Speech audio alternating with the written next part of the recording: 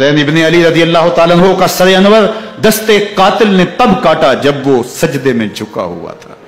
یزید نے کہا میں بیعت لوں گا، امام حسین نے کہا کبھی بھی نہیں دوں گا، یہ سر کٹ سکتا ہے جھک نہیں سکتا۔ سر کاٹ کے نیزے کی نوک پہ چڑھا دیا گیا اور یہ اس بات کا اعلان تھا کہ ہم جیت گئے اور حسینی ہار گئے، اور لشکر یزید میں غوغا مچ گیا، نقارے بجنے لگے کہ ہم جیت گئے، دیکھو امام حسین شہید کر دیے گئے، اور سر کاٹ کے نیزے کی نوک پہ چڑھایا گیا۔ لیکن لشکر یزید سے یہ آواز آئی، یہ کیسا سر ہے جو کٹ کے بھی سر بلندی ہے، کٹ گیا ہے پھر بھی اونچا ہے۔ اللہ اکبر، یہ سر سجدے میں کٹا ہے، رب کے حضور عبادت کی حالت میں کٹا ہے۔ حسین آج بھی سجدے میں ہے، اللہ اکبر، حسین آج بھی سجدے میں ہے، بلکہ کٹے ہوئے سر کا رخ زمین کی جانب تھا اور کٹی گردن آسمان کی طرف، یوں نیزے پہ پرویا گیا۔ اللہ اکبر، ایک شاعر نے نقشہ کھینچا، باں کے سر نیزے پہ اور سوئے زمین ہے روح، یعنی سجدہ ثانی کی ہے آرزو۔ رکعت کے 2 سجدے ہوتے ہیں، ابھی ایک سجدہ ہوا تھا کہ دستے قاتل نے سر کاٹ دیا، کہا حسین کی پیشانی میں دوسرے سجدے کی تمنا مچل رہی ہے۔ یہ تھا حسین ابن علی کا سجدہ، ساری زندگی رب کے حضور سجدہ قضا نہیں ہونے دیا۔ آج پانی نہیں ہے، اللہ اکبر، آج تیمم کر لیتے ہیں، آج اپنے خون کو اوڑھ کر کے حسین نے اپنی پیشانی اپنے مالک کے حضور جھکا کر کے عظیمت کی وہ انوکھی داستان رقم کر دی کہ صدیاں گزرنے کے باوجود بھی ان کی یادوں کے چراغ روشن ہیں۔ جب حضرت امام حسین اور دوسرے آیان و انصار کو شہید کر دیا گیا تو ان کے سر نیزوں کی نوک پہ چڑھا دیے گئے۔ حضرت امام حسین کا کٹا ہوا سر اور باقی 71 افراد کے کٹے ہوئے سر نیزوں کی نوک پہ، اور 10 سواروں کو ابن سعد نے کہا کہ ان کو رون دو، اور گھوڑوں کی ٹاپوں تلے حضرت امام حسین رضی اللہ تعالیٰ عنہ اور ان کے آوان و انصار کو جو ہے وہ روندا گیا، حتیٰ کہ ان کی استخوان مبارک، ان کی ہڈیاں بھی چور چور ہو گئیں۔ روننے سے قبل ان کا لباس اتار لیا، ان کے کپڑے اتار لیے گئے۔ اللہ اکبر، کیسی دردناک گھڑیاں تھیں۔ یزید کا صرف یہی بد کرداری کا مرحلہ نہیں تھا، اس کربلا کے صحرا کے اندر یزید نے جس طرح امام حسین رضی اللہ تعالیٰ عنہ کو شہید کیا اور حضرت امام حسین کے خاندان کو شہید کیا، جب مدینہ المنورہ پر یزید نے مسلم بن عقبہ کو مقرر کیا، جس کو بزرگوں نے مصرب بن عقبہ کہا ہے، تو اس کو کہا 3 دن تک مدینے کا حرم تمہارے لیے حلال ہوگا، جو چاہو تم کرنا، اور شامی فوجوں کو اجازت ہوگی۔ تو وہاں بھی انہوں نے 10,000 تابعین اور 700 صحابہ کو شہید کیا۔ حضرت ابو سعید خدری رضی اللہ تعالیٰ عنہ گھر سے باہر نکلے، کافی بوڑھے ہو چکے تھے، تو انہوں نے حضرت ابو سعید خدری کو پکڑ لیا، کہا تم کون ہو؟ کہا مجھے ابو سعید خدری کہتے ہیں۔ تو کہا ہاں تمہارا نام سنا ہے، اور داڑھی سے پکڑ کے کھینچا اور کہا کہ ہے تمہارے پاس جو ہمیں دو؟ تو کہا کہ میرے پاس تو کچھ بھی نہیں، میں تو فقیر آدمی ہوں۔ تو ان کے گھر ان کو لے گئے، تو 2 کبوتر رکھے تھے حضرت ابو سعید خدری نے، تو وہ کبوتر لوٹ کے لے گئے۔ اللہ اکبر، حضرت ابن سنان رضی اللہ تعالیٰ عنہ کو جو حضور کے علم بردار تھے فتح مکہ کے دن، ان کو ستو پہلے پلائے اور پھر ان کی گردن کاٹی گئی اور کہا یہ ہے وہ ستو جو تم زندگی میں آخری بار پیو گے۔ ایک گھر میں داخل ہوئی شامی فوج، تو ایک خاتون کے ابھی بچہ پیدا ہوا تھا، اور قابلہ نے، دائیا نے وہ بچہ ماں کی چھاتی پہ لٹایا اور وہ ماں کا پہلا دودھ پی رہا تھا۔ تو یہ جا کے کہنے لگے نکالو تمہارے پاس جو کچھ ہے۔ تو اس خاتون نے کہا تم جانتے ہو یہ بچہ کون ہے؟ تو انہوں نے کہا ہم نہیں جانتے۔ کہا یہ حضرت ابن ابی کبشہ انماری رضی اللہ تعالیٰ عنہ کا بچہ ہے، اور یہ وہ صحابی ہیں کہ جو بیت الشجرہ کے موقع پہ حضور کے ہاتھ پہ بیعت کرتے ہیں۔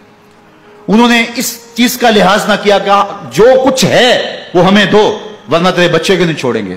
تو ماں بچے سے مخاطب ہو کے کہتی ہے، ابھی بچہ پیدا ہوا ہے اور ماں سے پہلا دودھ پی رہا ہے، کہ بیٹے اگر میرے پاس کچھ ہوتا، وہ قیمتی سے قیمتی چیز بھی ہوتی، تیری جان کے لیے قربان کرتی، لیکن اس وقت میرے پاس کچھ ہے نہیں۔ تو ایک شکی آگے بڑھا اور بچے کو ایک ٹانگ سے پکڑ کے کھینچ کے دیوار کے ساتھ پٹخ کے مارا، جس سے دماغ کا بھیجا نکل گیا۔ کیا کیا زیادتیاں نہیں کی۔ 700 صحابہ ہرہ کے واقعہ میں شہید کیے یزید نے، اور 10,000 تابعین شہید کیے۔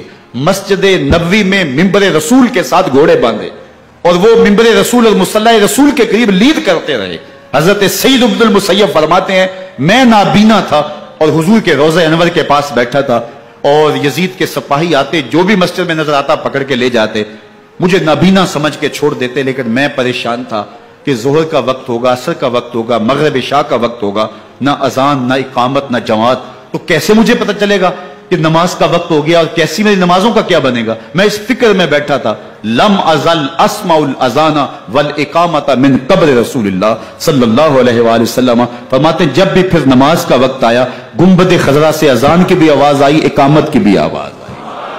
3 دن تک مسجد نبوی کے اندر گھوڑے بندے رہے اور مدینہ کی حرمت پامال کی. مدینہ کے گھروں کے اندر یہ بدکماش داخل ہوئے اور جو بدکاریاں انہوں نے کی، کلیجہ منہ کو آتا ہے. 1002 شیزائیں ان بدکاروں کی بدکاریوں کی وجہ سے کواری حالت کے اندر حاملہ ہوئی. 3 دن تک مدینے کا حرم انہوں نے پامال کیا اور پھر مکہ المکرمہ میں کعبۃ اللہ پر گولے برسائے اور کعبہ کا غلاف جل گیا. وہ تو یزید مر گیا اور حضرت عبداللہ ابن زبیر رضی اللہ تعالیٰ عنہ نے اپنی خلافت کا اعلان کیا. یزید کے یہ کرتوت تھے، ادھر اہل مدینہ کو ستایا، ادھر اہل مکہ کو ستایا اور رسول اللہ صلی اللہ علیہ وسلم کے خانوادے کی بے حرمتی اور توہین کی. نہ صرف انہیں قتل کیا گیا، ان کی لاشوں پہ گھوڑے دوڑائے. ابن سعد اور شمر جو ہے وہ خیموں میں داخل ہوا اور مخدرات اسلام کی چادریں چھیننے کی کوشش کی. حضرت زینب سلام اللہ علیہ نے مخاطب ہو کے کہا ہمارے چہرے کے رکھوالے چلے گئے ہیں، ظالم تو خیال نہیں کرتا ہم رسول اللہ کی بیٹیاں ہیں.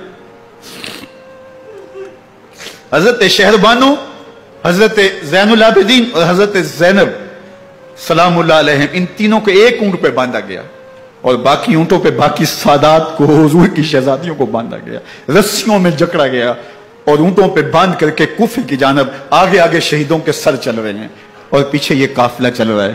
اور جب یہ قافلہ وہاں سے گزرا جہاں لاشیں پڑی تھی، امام زین العابدین 14 سال کے تھے اور بیمار تھے اور ان کا حوصلہ نہ ہوا، وہاں غشی ان کے اوپر آنے لگی.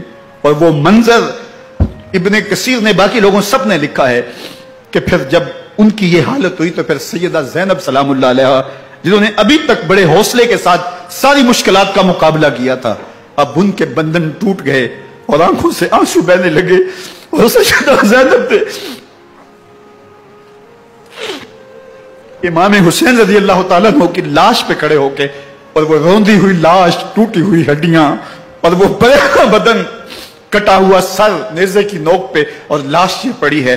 تو حضرت سیدہ زینب نے مدینے کی طرف منہ کر کے جو ہے وہ حضور سے فریاد کی، یا محمد آہو، یا محمد آہو، ھذا حسین بالآراء مزمل بالدماء، یا محمد آہو بناتوں کا سبایا. رسول اللہ، اے پیارے آقا، یا جدہ ہو، اے ہمارے نانا محترم، یہ دیکھیے آپ کا حسین پڑا ہوا ہے. بدن سے کپڑے اتار لیے گئے، خاک ہوائیں اڑا رہی ہیں اور اس کے اوپر چادر جو ہے وہ مٹی کی پڑ گئی ہے. حضور آپ کی اولاد کاٹ دی گئی اور پھر کہا بناتوں کا سبایا. حضور دیکھیے آپ کی بیٹیوں کے ہاتھ باندھ دیے گئے ہیں، اونٹوں پہ کس دیا گیا ہے.